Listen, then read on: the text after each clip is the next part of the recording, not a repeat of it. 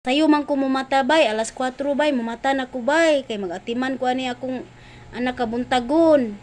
Magkuan luto ko pamahaw, balon.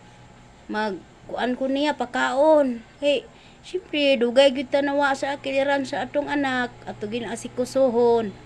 Tambok manggihapon ka bay, bisan daghang problema.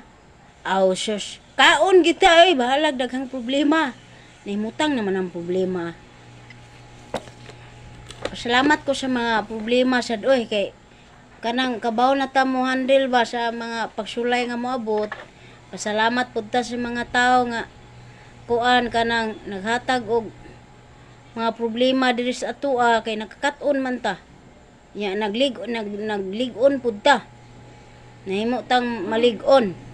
Tungod aning mga kuan mga tawo moabot sa ato ang kinabuhi nahiuban nga tudloan ta, naay uban nga testingan ta, naapoy uban nga di ta kasabot aning batasan ning ubang tao, murag tanang batasan sa tao na ako nang na-encounter.